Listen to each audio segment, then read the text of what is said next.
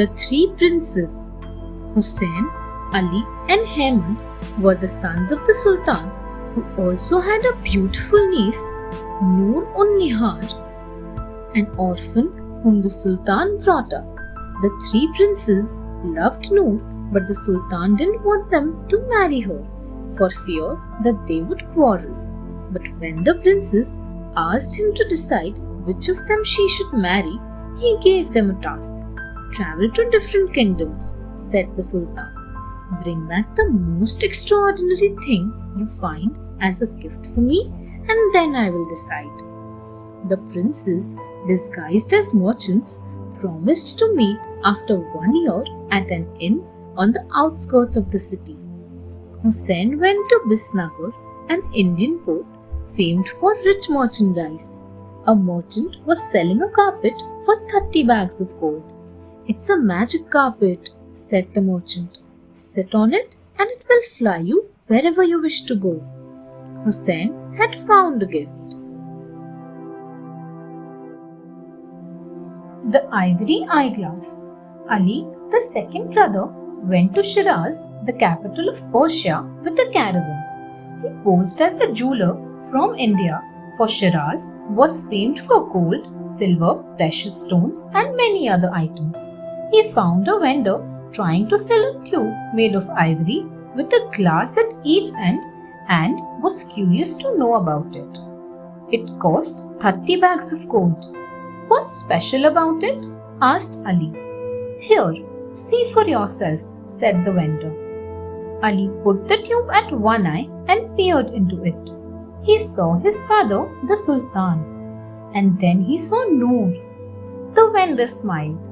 It's very costly because when you look through that eyeglass, you will be able to see whatever you wish to see. Ali thought this was a very rare and extraordinary article and truly worthy to carry home as a gift for his father. So he paid 30 bags of gold and bought it.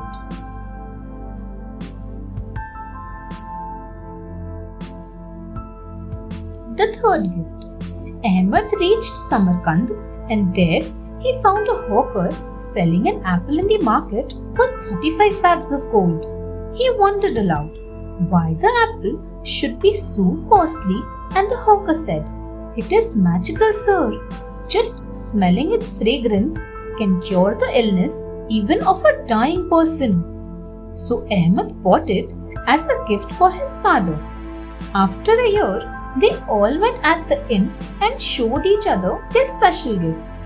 But Hussain suddenly exclaimed, looking through the eyeglass, Noor is ill, she's dying. The brothers sat on the magical carpet and were immediately transported to their father's palace. Noor was indeed ill. Ahmad offered the fragrant apple and she revived suddenly. Now it was a problem for the Sultan to decide the best gift. The eyeglass showed Noor to be ill, the carpet brought them home at once, and the apple revived her.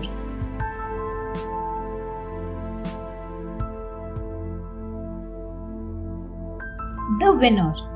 The Sultan had to find some way to decide which of his sons should marry Noor. So he took them to a large field outside the city to hold a shooting contest using their bows and arrows.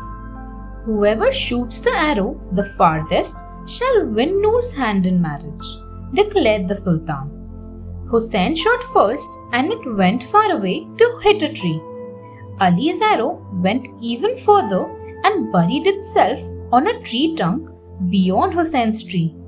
Ahmad shot the next arrow and it vanished completely.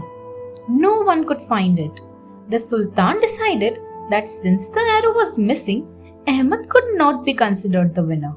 Ali's arrow had been shot a greater distance away. Therefore, Noor's hand was given in marriage to him. They lived happily there, while Ahmad left to search for the lost arrow. Hussain became a disciple to a holy man for the rest of his life. Thanks for watching. Do like, share, subscribe to Sahil Book House.